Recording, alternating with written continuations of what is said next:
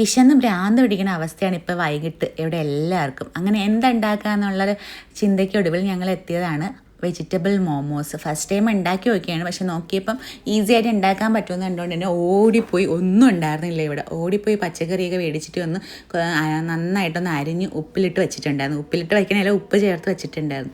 കാരണം ഇത് പിഴിഞ്ഞെടുത്ത് വേണം നമുക്ക് റെഡിയാക്കാൻ വേണ്ടി. ആ സമയത്തേക്ക് നമ്മളിതിൻ്റെ മാവൊന്ന് റെഡിയാക്കിയിട്ടുണ്ടായിരുന്നു. ചപ്പാത്തിയുടെ പരുവത്തിൽ മൈദമാവ് ഉപ്പും ചേർത്ത് ഒന്ന് കുഴച്ചെടുക്കണം.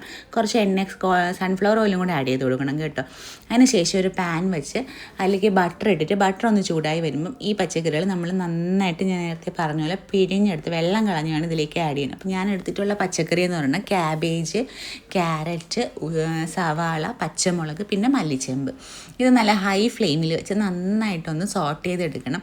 ഒരുപാട് വേവയൊന്നും വേണ്ട കേട്ടോ, ഒരു പച്ച ചുവ ഉള്ളത് നല്ലത് തന്നെയാണ്. അതിൽ കൂടെ നമ്മൾ ഗാർലിക് പേസ്റ്റും ജിഞ്ചർ ഗാർലിക് പേസ്റ്റും ആഡ് ചെയ്തിട്ടുണ്ട്. ഞാൻ ഗാർലിക് എക്സ്ട്രാ ആഡ് ചെയ്തിട്ടുണ്ട്, കാരണം കുറച്ച് ഒരു ഫ്ലേവറിനും ടേസ്റ്റിനും വേണ്ടിയിട്ട്.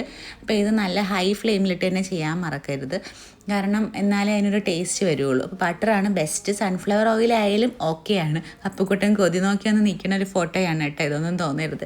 അതിൻ്റെ കൂടെ നമ്മൾ 2 ടേബിൾ സ്പൂൺ സോയ സോസ് ഒഴിച്ച് കൊടുക്കണം കേട്ടോ. സോയ സോസ് മാത്രമേ ആവശ്യമുള്ളൂ. അത് കഴിഞ്ഞ് ഇത് നന്നായിട്ട് ചൂടായിട്ട് തന്നെ ഇളക്കിക്കൊണ്ടേയിരിക്കണം. പിന്നെ കുറച്ച് കുരുമുളക് പൊടി എരിവിന് വേണ്ടി ഇട്ട് കൊടുക്കുന്നുണ്ട്. ചില്ലി പൗഡർ ഇടണവരുണ്ട്, പക്ഷേ ഞങ്ങൾ ഇട്ടിട്ടില്ല, ഞങ്ങൾക്ക് ആവശ്യത്തിന് എരിവുണ്ടായിരുന്നു. ഉപ്പ് ഒന്ന് ഇടയ്ക്ക് നോക്കിക്കോണം കേട്ടോ. എന്നിട്ട് ഞങ്ങളിത് ഈ പാനിലാണ് ഇതൊന്ന് റെഡിയാക്കാനായിട്ട് വയ്ക്കണം. ആ സമയത്തിന് ഞങ്ങൾ മയണൈസ് ഉണ്ടാക്കാനുള്ള മുട്ട ഇവിടെ പുഴുങ്ങാനായിട്ട് വെച്ചിട്ടുണ്ട്. ഹോം മെയ്ഡ് മയണൈസ് ഉണ്ടാക്കുന്ന ഒരു വീഡിയോ ഞാൻ നേരത്തെ ഇട്ടിട്ടുണ്ട്, വേണമെന്നുള്ളൊരു ചാനലിൽ പോയി ഒന്ന് കണ്ടു നോക്കണേ.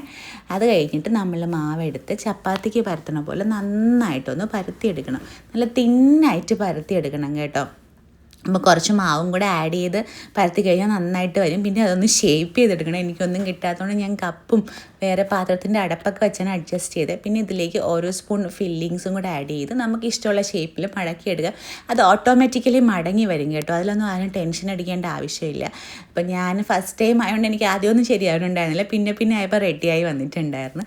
അപ്പം അങ്ങനെ നമ്മുടെ ഹോം മെയ്ഡ് വെജിറ്റബിൾ മോമോസാണ്. ചിക്കൻ വേണമെങ്കിൽ ചിക്കനും കൂടെ നമുക്ക് ഇതിനകത്ത് വേവിച്ച് മിക്സ് ചെയ്തിടുക എന്നുള്ളതാണ്. അടിപൊളി ടേസ്റ്റ് ആയിരുന്നു. കുട്ടികൾക്കൊക്കെ വളരെ ഇഷ്ടപ്പെടും.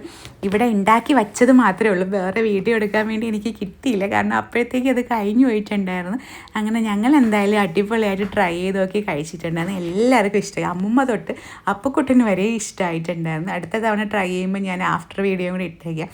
അപ്പോൾ എല്ലാവരും ഒന്ന് ചെയ്ത് നോക്കിയിട്ട് അഭിപ്രായം കമൻറ്റ് ചെയ്യാൻ മറക്കരുത്. കുട്ടികൾക്കൊക്കെ വളരെ ഇഷ്ടപ്പെടുന്ന ഒരു സ്നാക്സാണ്.